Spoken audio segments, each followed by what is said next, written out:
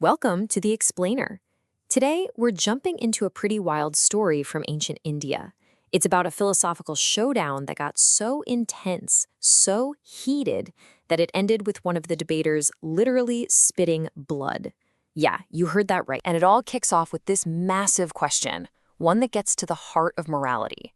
What's worse, a physical act that causes harm, or the thought, the intention behind that harm? This single dilemma is the engine that drives this entire dramatic story. So let's set the scene. We're in ancient India, and you've got these two major schools of thought, the Jains and the followers of the Buddha. And they are on completely opposite sides of this question. Okay, so here's the core of the disagreement. For the Jains, led by a teacher named Natika, what mattered most was the physical act. They called it a rod. It's the action itself that's blameworthy. But for the Buddha, Gautama, it was all about the mind. He argued that the mental intention, what he called the deed, was the real source of the problem. Now, with a clash of ideas this big, you know a confrontation is coming. And stepping up to defend the Jain position was this well-known and, let's just say, very confident householder named Upali. And when I say confident, I mean the guy was practically bursting with it. He wasn't just planning to have a polite debate. No, he was boasting he would completely crush the Buddha. He used all this aggressive imagery like he was going to grab him like a fleecy sheep and drag him around, or play a game of hemp washing, which basically meant he thought he was going to thrash the Buddha's arguments to pieces. But not everyone was so sure. One of his own, a fellow Jain named Diga Tapasi, actually tried to warn him. He said, look out, the Buddha's like a magician. He has this conversion magic that he uses to win over his opponents. I mean, it just raises the stakes, doesn't it? So Upali, of course, ignores the warning. He marches right over to the Buddha, ready for a fight. But the Buddha doesn't come out swinging with his own arguments. He does something way, way smarter. He just starts asking questions. He starts leading Upali down a path where his own logic will eventually trap him. And the Buddha lays out these 4 absolutely brilliant scenarios. Each one is a perfectly designed test for Upali's whole worldview. This is really a masterclass in debate. So, example number 1. It's pretty subtle, but so powerful. Imagine, he says, a sick Jain ascetic. Now, he's not allowed to drink cold water, but he's dying of thirst, and it's all he can think about. It's a craving that consumes his mind. Then he dies. The Buddha asks Upali a simple question. Where does he get reborn? And boom, here's the first click of the trap. Upali says he's reborn among a group of gods called the mind-bound. And why? Because in Upali's own words, he died with mental attachment. See what just happened? With his very first answer, Upali has admitted that a purely mental state, not a physical act, decided that man's entire fate.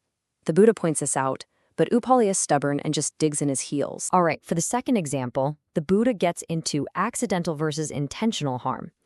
He asks, if an ascetic is walking and accidentally steps on some insects and kills them, is that act really blameworthy?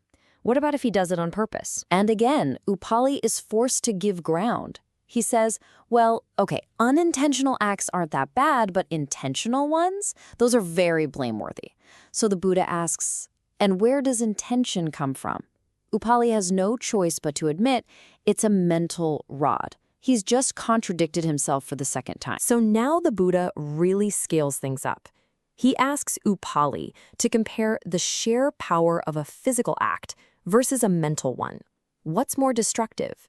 One guy with a sword trying to take down a whole city, or a powerful seer, a psychic, who could destroy it with just a single angry thought? Upali's answer here is just devastating for his own case. He says that a seer with a powerful mind could wipe out not just one city, but maybe 50 or 60, all with a single act of will. The physical sword doesn't even come close to the power of a focused, malevolent mind. And for the final blow, the Buddha brings up a legend they both know. He asks Upali, hey, have you heard the story of how the great empty wildernesses of Dandaka and Kalinga were created? And Upali confirms the story. Those vast wastelands weren't destroyed by an army or a natural disaster. They were destroyed by the curse of ancient seers, a purely mental act. And with that, it's over. Upali's whole argument is in shambles, completely taken apart by his own answers. So, after this absolute masterclass in logic, the once cocky challenger is just intellectually defeated. His mind is completely changed, and he is just overwhelmed. And then Upali makes this incredible admission. He tells the Buddha, look, I was convinced from your very first example, from the story of the sick ascetic. I just kept arguing because I was so fascinated. I just had to see how you were going to solve the rest of the puzzle. But the Buddha doesn't take a victory lap. He doesn't gloat. Instead, he does something really remarkable. He tells Upali, hey, you're a well-known guy, go home, think about this carefully before you switch sides. This show of respect and humility just seals the deal. Upali is completely, totally won over. So Upali heads home, now a follower of the Buddha, but the story's not over yet, not by a long shot. Now he's got to face his old teacher, Nyatika, and, well, it gets tense. And you can feel the power dynamic has completely flipped. Before, Upali would have run to give his teacher the best seat in the house. But now, when Nyatika shows up, Upali just stays put on the highest seat and casually says, oh, there are seats over there. Sit if you want. The student is now in charge. Nyatika is just floored by this. He absolutely loses it. He starts screaming that Upali is a moron, that he's gone mad, that he fell for the Buddha's conversion magic.